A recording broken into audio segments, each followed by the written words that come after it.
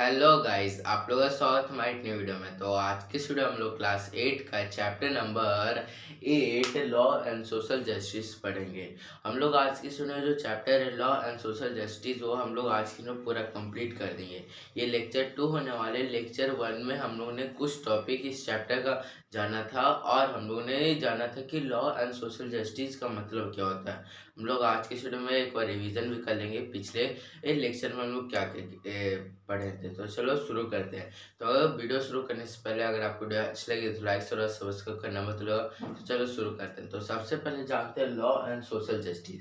Law मतलब होता है क्या है, हम लोग जाने थे पिछले वीडियो में। लॉ का मतलब होता है कानून। जैसे कि बहुत सारे ऐसे कानून बने हैं मतलब कि हम लोगों के लिए, अगर आप बिना हेलमेट पहनकर गाड़ी चलाते हैं तो आपको चालान कटेगा, ये सब वो सब। तो ये सब कानून है।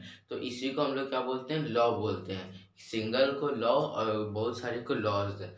लॉज फिर सोशल जस्टिस। सोशल मतलब सामाजिक, जैसे कि सोशल साइंस है सामाजिक विज्ञान। सामाजिक विज्ञान ये सब क्या हुआ, इसका मतलब सोशल मतलब सामाजिक, और जस्टिस मतलब न्याय। ये यहाँ पे ये मत समझिएगा न्यायपालिका। न्यायपालिका होता है जुडिशियरी, जो कि कोर्ट ये सब है ना, supreme court, high court, district court, ये सब जो भी कोर्ट है वो क्या हुआ, एक बोल सकते हो न्यायपालिका हुआ।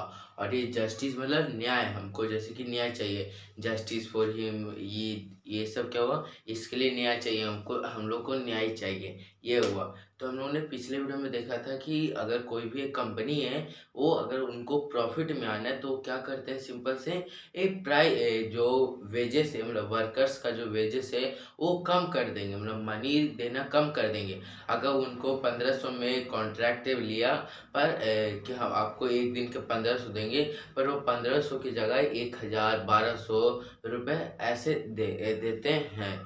तो ये जाना था। और इसलिए बहुत सारे ऐसे कानून है, जैसे कि आर्टिकल 20, जैसे कि आर्टिकल बोल रहा हूँ, ये फंडामेंटल राइट्स, जैसे राइट अगेंस्ट एक्सप्लॉयटेशन में है कि कोई भी किसी भी लेबर को लो वेजेस नहीं दे सकता। और जो अगर अंडर 14 ईयर्स है, मतलब 14 साल के अंदर है, तो उससे काम नहीं कराया जा सकता। ये हम लोगों ने देखा था। उसके बाद भोपाल गैस ट्रेजेडी देखा था कि एक यूसी यूनियन कार्बाइड के अमेरिकन कंपनी है जो कि मिथाइल आइसिनाइट नाम की एक पॉइजनस गैस बनाती है, और कुछ प्रॉब्लम के चलते ये पूरा गैस ब्लास्ट हो गया, जिसके कारण आइसिनाइट मतलब मिथाइल आइसिनाइट पूरा फैल गया, जिसके कारण 8000 से भी ज़्यादा लोगों की मौत हो गई, और 50,000 से भी ज़्यादा लोगों की जो डीएनए है वो डैमेज होगी। कि अगर अगले जनरेशन में किसी हाथ नहीं है, जीव नहीं है, कुछ नहीं है, मतलब जीव नहीं है, मतलब टेढ़ा मेढ़ा है, इस तरह से है।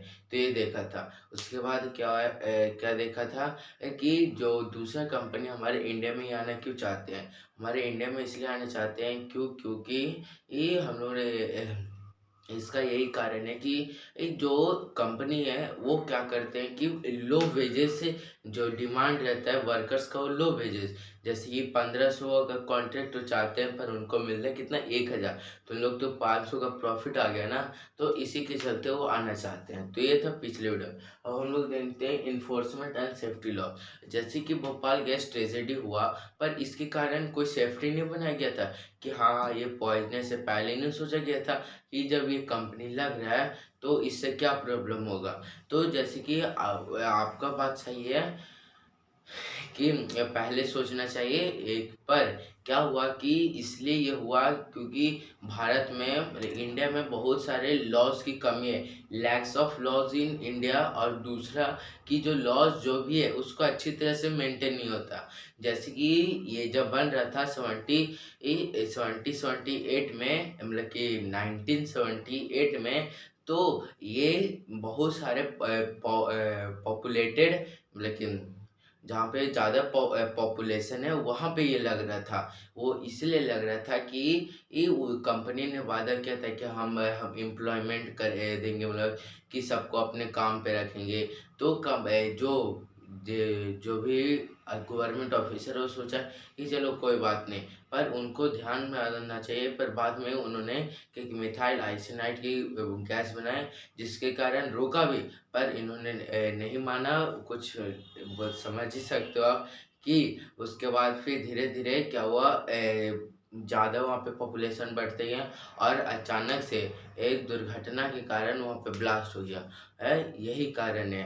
ये सब लैक्स ऑफ लॉस हैं। पर उसके बाद क्या होता है कि बताते हैं, लॉज बनता है कि कोई भी कंपनी ही अगर कोई भी कंपनी जो भी पॉइजनस गैस बनाती है वो पॉपुलेटेड एरिया में नहीं रह सकते, कोई अलग से एरिया में बनाए। और इसके कारण एनवायरनमेंट भी गंदा होगा ना। एनवायरनमेंट अगर गंदा होगा तो उसका रिस्पॉन्सिबिलिटी किसके हाथ में जाएगा? गवर्नमेंट के हाथ में। क्यों? क्योंकि हम लोग जो टैक्स है, ये टैक्स का पैसा किसके पास जाता है? गवर्नमेंट के पास। यही कारण है।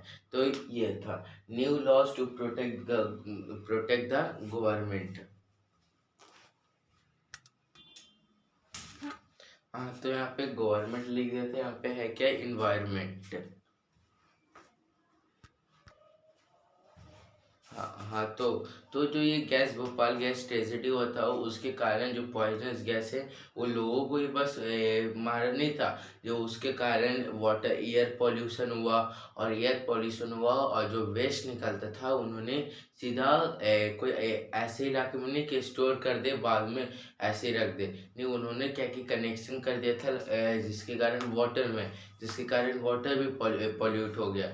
तो पहले 1978 के पहले ऐसा कोई लॉ नहीं था कि हाँ आपको कि आप पॉल्यूशन को, इन्वायरमेंट को गंदा कर सके, पानी को गंदा, वाटर को गंदा कर सके, एयर, ये सब पहले लॉ नहीं था। पर ये धीरे धीरे बनते गया, जिसके कारण लोग भी बहुत सारे इंश्योर हो गए कि हाँ हम लोगों को ध्यान देना चाहिए। और इसी कारण हमारा जो आर्टिकल 21 में है कि इस बताता है कि हम लोग को अच्छा फ्रेश एयर, मतलब हवा, ताज़ी हवा लेनी चाहिए। ये आर्टिकल 21 में भी हम लोग को बताता है कि ये हम लोग का हक है कि एक अच्छा से इन्वायरमेंट में हम लोग रहें। पर कुछ वजह से क्या होता है कि कोई गवर्नमेंट ऑफिसर मेंटेन नहीं कर पाते हैं, जिसके कारण हम लोग को नहीं हम लोग अच्छा से नहीं रह पाते हैं। तो उसके बाद धीरे धीरे लॉ बना। इसमें लॉ बना कि कोई भी ई कंपनीज या कोई भी ऐसे ऑफिसेज नहीं बनेंगे कि जो एक ही इन्वायरमेंट को गंदा कर सके, पॉल्यूट कर सके, और वाटर को भी वो उसके लिए खुद से क्या कि क्लीन करना पड़े। ऐसे जो अमेरिका में है वो सीधा है कि अगर आप कंपनीज लगाते हो उनसे पॉल्यूट हुआ तो वो आपको एयर को आपको खुद से ही क्लीन करना पड़े। पर इंडिया में वैसा नहीं है। जैसे कि भोपाल गैस ट्रेजेडी में यूसी यूनियन कार्बाइड की जो कंपनी है उनको बोला गया कि हाँ आपका रिस्पॉन्सिबिलिटी, पर उन्होंने मना कर दिया और वो क्लीन करने से भी इन्वायरमेंट मना कर दिया। तो इसके कारण थोड़ा इम्पैक्ट पड़ता है इन्वायरमेंट के ऊपर। देखें कंक्लूजन। अब कंक्लूजन में देखते हैं क्या है। तो सबसे पहले हम लोग को लॉज बहुत ही ज़रूरी है कि मेंटेन करना है, रूल एंड रेगुलेशन। दूसरा कि वर्कर्स को भी एक कि ऐसा लॉज सबको पालन करना है। लॉज तो हमारे इंडिया में बनी है, पर क्या है कि कोई पालन नहीं करता। जैसे कि लॉज बना है कि आप एक गाड़ी चलाते हुए तो जूता और हेलमेट आपको ज़रूर पहनना है, पर पहनते नहीं है। तो इसमें गवर्नमेंट का थोड़ी गलती है और इंसानों की गलती है। इसलिए हम लोग को मेंटेन रहना चाहिए। और हर एक व्यक्ति का अपना अधिकार है जीने का, लाइफ है।